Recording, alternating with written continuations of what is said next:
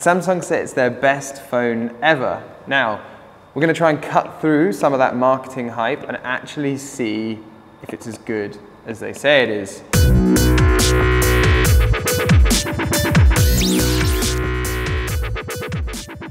Samsung have introduced this year a new sort of pearlescent back to the phone, which has sort of divided opinions. Some people like it, some people don't. So let's go ahead and we'll take the lid off now. So immediately we've got the S10 Plus here with the protective plastic cover, which I'm going to just go ahead and remove right away.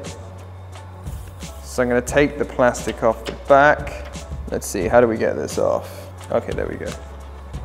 Take the plastic off the front. Inside here, the top of the box, we've got a little tag to pull out as well. So there's another component. So as you can see, immediately the phone, bezel-less, full screen, springs to life right away. Also in the box, immediately you can see we have the USB cord, USB to Samsung port charger, which is like the universal charger that most phones are using these days. Apple's still holding out on the lightning bolt, but Samsung obviously is going for the slightly thicker charging port. Obviously you're a power adapter. You've got this converter, which is a USB to phone converter. And then you have the AKG, which is the Harman Kardon audio brand, manufactured by Harman Kardon for Samsung. They're a little bit uncomfortable wearing them in ear, unlike Apple earphones, which obviously just sit in the ear. So they are white cord with the kind of like ropey cord, which I like, which prevents too much knotting.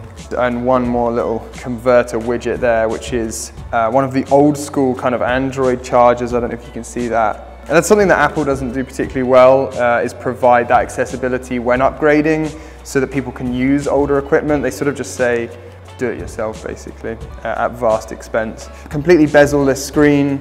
It's very, very crisp. The first thing I noticed is the notch. I don't know if you can see that without the screen being on, but it's smaller, but it's also sort of floating in the middle. So that will look a bit weird when you are watching a video, but no phone company out there has managed to solve that. Obviously on the sides you've got the power button. On the other side you have the dedicated Bixby button. Samsung's still pushing that Bixby voice assistant really, really hard. And then obviously the volume buttons. In terms of the actual interface, the user interface, for me it's probably the cleanest. Obviously you've got a very fast Qualcomm chip in here for processing power. In terms of the layout, it's iOS-esque in the sense that it's pretty clean. I still find that some of the emoticons that you see here on the screen are a bit gimmicky perhaps. They look a bit more sort of rounded at the edges and a bit more playful, you know, again comparing it to iOS. The quality of the camera is really, really, really sort of top notch. You know, as you can see on the back here, you have 3 cameras, a flash. The camera uses a lot of what Samsung calls artificial intelligence to help the user take a better photo. That's a bit iffy, I'm not sure how much truth there is to that. It's equivalent to just sort of straightening the photo. Along the bottom anyway, moving on, we have the different formats. Pro would give you kind of a bit more of a depth of field, give you that DSLR, kind of Canon, Nikon, Fujifilm look. Just that professional, that sort of professional image. Again, it's comparable on the iPhone to their studio shots, what they would call studio shots. You get that kind of much shallower depth of focus where you would take a picture of someone and the background would be a bit more blurry. They have a food option down here, which is, I mean, obviously catering, no pun intended, to the sort of Instagram generation of people who like to take photos of their meals. I'm sure that will appeal to some. You have panorama. You have live focus, which is a bit more of an active shot, photo, video, super slow-mo, hyperlapse. So you've got the sort of full suite of different options there. So would this be enough to make me as an iPhone XR user switch over? I'm not sure if it would, honestly. Again, going back to the user interface, I know underneath the skin, the nuts and bolts are impressive.